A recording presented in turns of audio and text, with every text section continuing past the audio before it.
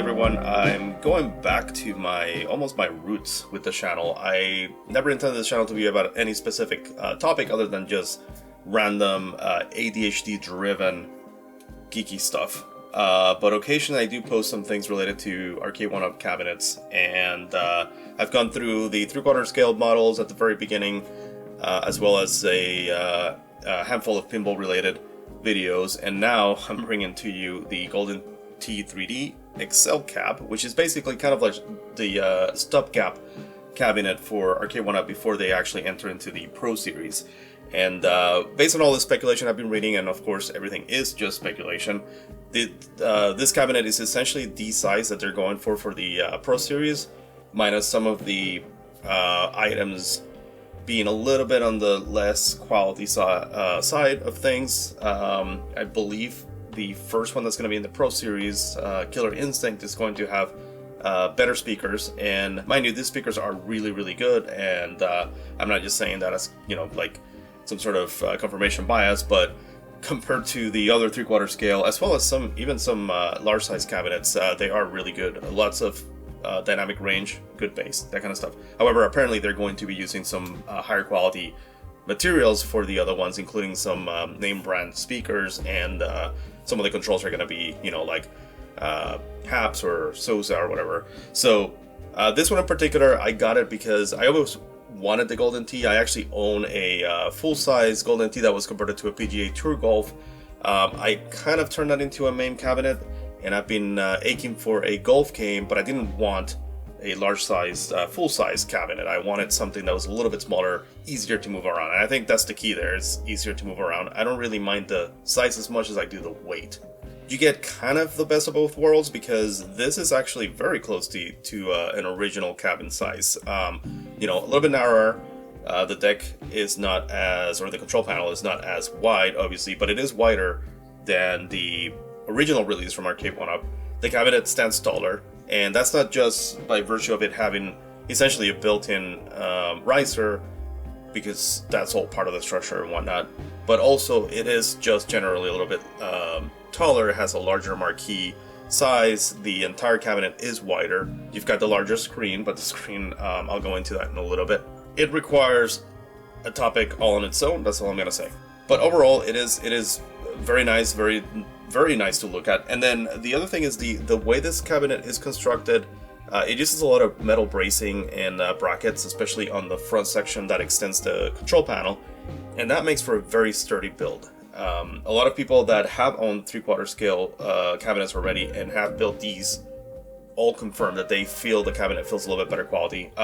I don't know necessarily that the panels are made out of a different material. They seem to be the same thickness as the ones from the 3/4 scale, but they do feel better, and it's just I think it's a product of the construction process or the build process versus it being a product of better materials. In case you had any doubts about the extensions, there's like this winglets that extend forward about halfway down the control panel face on the sides, and those are going nowhere. There's two layers on each side. There's two layers of bracing.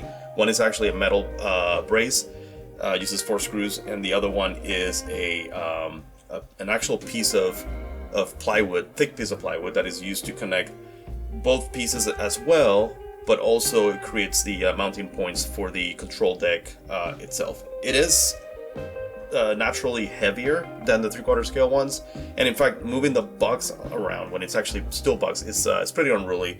I would compare it to the Star Wars arcade cabinet. That one seemed to be on the heavier side because of the controller and the fact that it came with the riser. Yeah, it's a really good looking cabinet. I actually got this one specifically. It's the only one that exists upstairs. This is kind of like a little hallway here between the master bedroom, the powder room, and my office, and all of the other cabinets are downstairs in the basement. So my goal here isn't to do a thorough review of the cabinet. That's been done multiple times already. Some people got lucky enough to receive theirs well before everybody else. So that's not my goal here. My goal here is to talk about an issue that occurred sometime late last week, and it's very peculiar because it has to do with the firmware version, and some cabinets received it as an over-the-air update, and apparently some already came with it installed. those that came with the specific version installed, and I'll probably put a caption down here to confirm, but it starts with V118, I believe. They were playing the cabinet just fine. The ones that received it over the air ran into issues where the trackball would stop working suddenly during gameplay for a number of seconds. If you leave the trackball alone, it will eventually start working again, and it's almost as if the encoder is not sending data momentarily, and then it just sends kind of like all the data that was buffered all at once. So your golfer will basically resume the swing. Your bowler will throw the ball, if you're playing world-class bowling. But in essence, what happens is that the firmware update introduces some sort of issue with the trackball calibration, driver, what have you, and it makes it so that it stops sending actual trackball data. But you can still press the other buttons and everything else works in-game. You can still hear the game music. So the game itself thinks that you just stop moving the trackball. That's the best way to describe it. So I'm going to start this up, and hopefully I can capture the problem. And the reason why I say hopefully is because I actually received an email this morning from Arcade1Up saying that they actually identified what the root cause problem was and fixed it in a firmware update, but they haven't actually put together the over-the-air firmware update yet. So my hopes is that when I turn it on, it is still in the original state. In fact, if I get a prompt, I probably will say no for now to update and see if I can show you the behavior. And I'll say this intro is actually pretty cool. I don't know if the original had this or not, but when it's loading up the Arcade1Up screen, which is very typical of most Arcade1Ups, a few seconds in you'll see something, a really cool animation. There it goes. So I thought that was a nice touch. Just little details.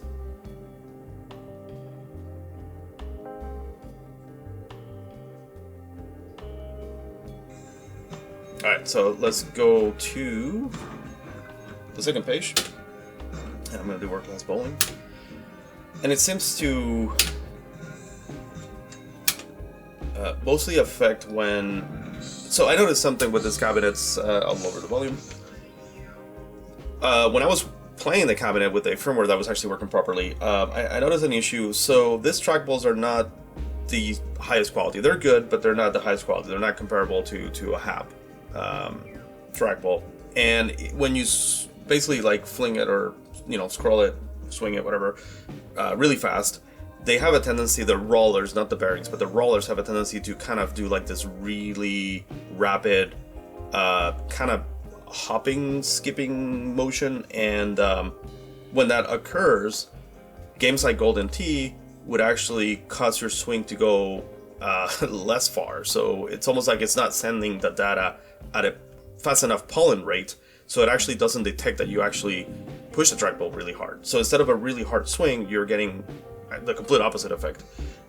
With the bowling game, it wasn't as much. It actually, I think because the bowling game just kind of gets one initial set of encoder information, and then from that point, it just kind of calculates what the path of the ball is going to be. So in that one, it would just send the ball shooting at like 200 miles per hour. So it almost looked like unreal. Like that's something that shouldn't happen. When the issue was introduced, I noticed that when that occurs, when you actually physically make that happen with the trackball, it causes a complete opposite effect. It actually completely freezes. And I have a feeling that maybe they were trying to solve the original problem, maybe add some sort of algorithm to the driver that would interpret those like skips as I'm just sending like this ball flying versus like, hey, I'm not receiving enough information, let's just make the swing for the golfer just be lesser. And in the process, they added some sort of bug that would actually do the complete opposite and just not send any data through the encoder. So let me start the game real quick and do one player here. This is deregulation. That's all I'm talking about. So before I show you the problem, if I go and I just scroll it, like medium strength, I guess you could call it, you can hear it. It's actually very smooth as far as the scrolling goes. And I'm going to check the camera real quick just to make sure that... Okay, cool. That is the screen. I just wanted to make sure the screen was actually coming up. But yeah, like nothing to report that it's bad or uncomfortable, whatever. Trackball is super smooth. and as you can see, you know, it's controllable. But what happens is that if I kind of go really fast, check out what happens. Oh, that one didn't do it. And it was actually not that fast, but there it goes. See that? It's completely frozen. And if I do this, you can see there's actual movement. And the music is still going on, all the sounds are going on. Oh, and you see, so it just kind of released right there. Now, sometimes when it releases, it actually sends enough data that it will continue the throw or the swing. So it's very bizarre. And it seems to happen for a few seconds, so there it goes. It's happening again. Let's see if this one actually throws. Now, it makes the game unplayable because a lot of times when it finally moves, it'll be going in a direction that you didn't really intend. So, you know, it doesn't always react in a way that you can recover from it, and it just makes the game unpredictable and unplayable. I was trying to break the Flash scoring record over the weekend, and I just couldn't get it done. I was getting pretty high up, but as soon as he would do stuff like this, it's like, forget it. You're basically done. So this is the issue on this specific game on inside World Class Bowling. Now I'm gonna switch over to Golden Tee. I'm just gonna do Classic, and so this one, I was trying to break the, here we go.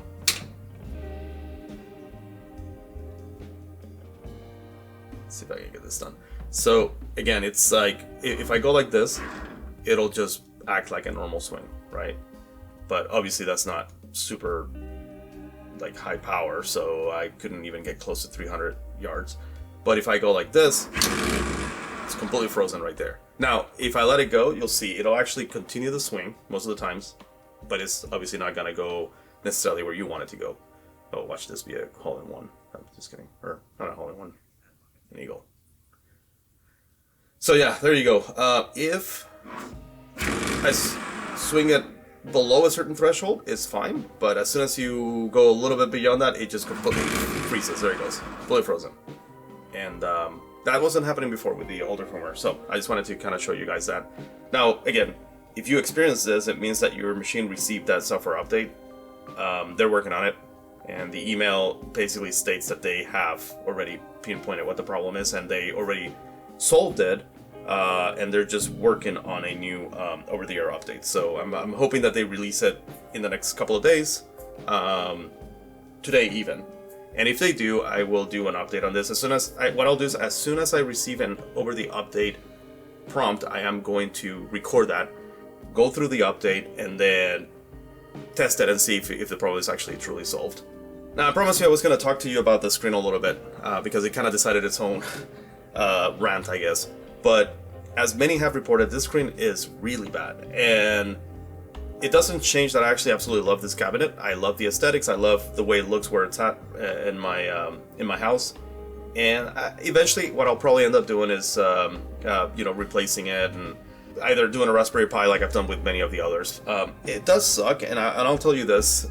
I personally wouldn't go out and recommend this cabinet right now. I wouldn't say, hey, just buy it, you know, like it's gonna be awesome, it looks great, that kind of stuff, because to pay $700 for something just for the way it looks, it's kind of ridiculous, right? And of course, you're the best judge of your own bank account, so you know whether or not something like this would be worth it to you. But I do know that if somebody has to make a decision about, like, you know, buy one thing or the next in this price range, then obviously spending this much money and then realizing that it wasn't up to snuff is definitely going to be a disappointment. So the biggest problem with this is like the viewing angles, and I think some YouTubers have been downplaying how bad this issue is, but it is really, really bad.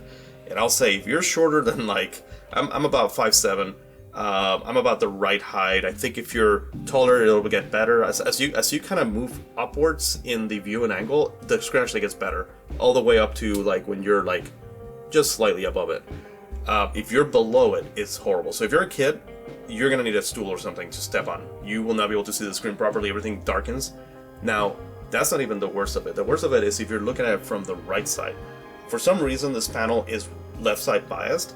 So if you're standing on the left side, like the camera is right now, it looks great, you know. In fact, I'm gonna just double check, make sure that I'm not eating my own words here. Yep, so colors look great, contrast looks great, there's no problems perceived. So if you're a player waiting your turn and you're standing on the left side of the cabinet, great. Like, there's absolutely no issues there. You'll never know. If you're in the center of the cabinet, you're fine. As soon as you start moving towards the right, the coloration just starts getting like really bad. Like, the blacks turn purple, and some of the games, like the World Class Bowling game, which uses a lot of like old school sprites and stuff, it becomes just an inverted like mess. Essentially, all the colors look completely off. If you're gonna be placing this cabinet, if you do go through and actually purchase this cabinet, I recommend placing it somewhere where the cabinet is towards the tail end of an aisle or against the wall, and the right side of the cabinet is closest to that side. So it sort of guides people to step left of it, either front or left. I did that for a little while here. I actually had it like pretty close to the wall, but eventually I was like, nah, it just looks kind of odd here. But if you have like a row of cabinets, then I recommend placing it on the very far right end. And that way at least people won't be tempted to be standing on the right side and then kind of complain because they can't see very well. Let me go to World Class Bowling, because that's the one that will... And you can already see, like, this entire corner here is already, like, unviewable. And the camera is not really that far off to the right. I mean, this would be, like, if you're in your game room and there are, say, two people next to you, one on the left, one on the right, the person on the right is going to be seeing that exactly as the camera is seeing it right now. And it gets even worse, like I said, if you're shorter. So if you're, you know, a kid and you're trying to play this game, like, I'm going to actually kind of emulate a kid. So this right now, it's probably about somebody that would be about, I'd say 5'2" or so, but I'm gonna make this even shorter. I'm gonna actually like show you what a kid would see if they were trying to play this game. Let's see here. All right, there we go. All right, so this would be like a, I don't know, maybe like a 10-year-old or so. And mind you, I don't know how many 10-year-olds are like obsessed with Golden Key, but still, I just hope they don't put this specific panel on any other. I mean, look at that. That is just bad. And because the panel is actually slanted for, you know, being able to play properly with the trackball, if you're a few feet away from the panel, you start seeing that. And that's not the right colors. Like, look at this. This is actually, look at that. Look at the difference. It's bad. It's bad. And, you know, I know that Arcade1Up was trying to get us a larger cabinet with some nicer features and trying to keep it at an affordable price while they were doing that stopgap between this and the Pro Series. But man, I just don't understand. I think they could have probably added $50 to the MSRP and, you know, done something a little bit nicer than this. Or if it's even possible, they could have been able to negotiate a better price. So this is what it should look like. And this is what it looks like when you move over to the right. I mean, that's just bad. It's unacceptable.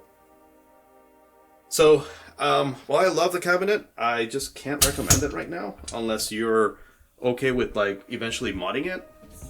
It's just a really, really bad panel, and that panel just has no place in a game like this. If you're using it for something static, where you're just gonna have like something on the screen and it's gonna be angled a certain way, that's fine. But for playing a game, I mean, like this is actually a little bit higher up. This would be like an older child trying to play right now, and this is what they would see. Simply unacceptable, Arcade1Up. Now, I appreciate what you guys have been doing, but you have to pay attention to these types of details, because this is what matters most. When you're playing a game, the immersion gets lost if the screen looks like this. And this one has the skylines turn on all the games. I turn them on because these games are old enough that if you don't have the skylines on, all the scaling looks kind of off. But even with that, it doesn't matter because the colors get so bad. Everything inverts, gets all washed out, and it just takes away from that immersion. So yeah, so that was my rant there on the 19-inch display panel that they shows. I absolutely love the ones that they use in like the Star Wars machine, and then the 24-inch panels that they used in the pinball machines are actually really good. Once you get a different board in there and hook it up to a PC, you can adjust all the contrast and stuff. They look amazing. Those are really good panels. Both are IPS panels. they look great. This one does not look very good. And I'll say even the first generation 17-inch panels, you can make those look good once you hook up a PC and you do the adjustments as well. So this is by far the absolute worst panel that Arcade1Up has put in a machine, and it happens to be in their most expensive. Well, I think this so far is the most expensive upright cab that they've released. I know the pinballs, their MSRP is higher, as well as I think those tables, one of them is higher, but $700. Come on, Arcade1Up, you could have given us something a little bit better than this. I just don't understand it. That was a big fail.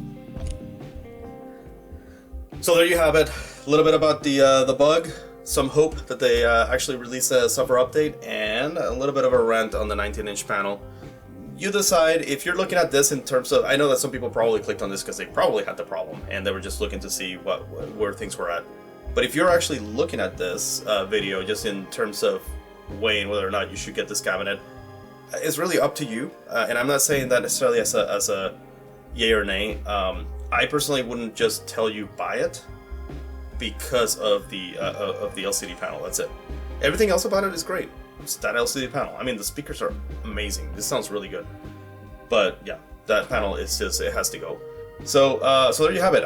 That guy who is fast. If one of you is fast, comment below so that I know where you live. I've been trying to break records. I'm glad to see that you're no longer #1, but on Flash, I'm gonna get you. I'm coming for you, fast. Oh, that guy. There was nobody in the 300 club. There's one. How? He probably didn't get the update. Alright, I'm gonna wrap this up. Thanks again, guys, for watching. Comment below if you already have this cabinet and you ran into this issue, how you feel about the display, and whether or not your name happens to be Fuzz. Faz, whatever. I'll call you Fuzz.